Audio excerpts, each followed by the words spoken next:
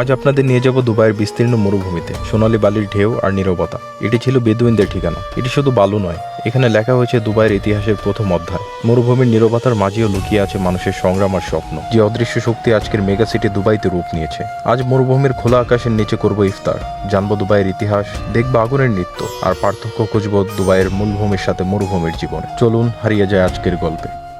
তো গাইস, আজকে আমরা আসছি দুবাইয়ের একটা মরুভূমির গ্রামে, এবং এখানে আমরা আজকে ইফতার করবো, এখানেই রোজা খুলবো। চারিপাশে দেখেন একটা উৎসব মুখর পরিবেশ, এবং অনেক কিছুই আজকে আসলে দেখার আছে। সো দেখতে থাকেন। প্রথমেই আমার চোখ গেল এই বাজ পাখির দিকে। এই বাজ পাখি হচ্ছে দুবাইয়ের রাজ পাখি, জাতীয় পাখি। বলা হয়ে থাকে এই বাজ পাখি নাকি প্রথম দুবাইতে তেলের সন্ধান এনে দেয়। এক বেদুইন মরুভূমিতে তার বাজ পাখিকে শিকার করতে পাঠালে সেটি এমন একটি জায়গায় গিয়ে বসে থাকে যেখানে তেল বের হচ্ছিল, এবং তারপরেই বদলে যায় দৃশ্যপট। তো এখন আমি এখানে যে আপনার উট আছে, ঠিক আছে, এই উটের পিঠে চড়বো। এখানে আসলে অনেক ভিড়, যার কারণ একটু ওয়েট করা লাগতেছে।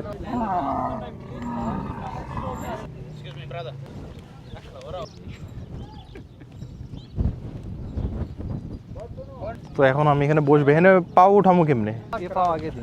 বাম পাও। আল্লাহ,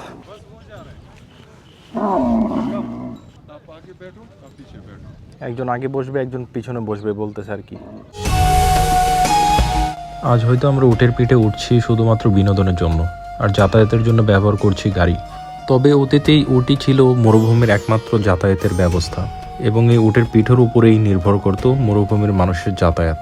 ভাই, অনেকদিন পরে উটের পিঠে চড়ছি, তাও মনে হয় 20 বছর পরে।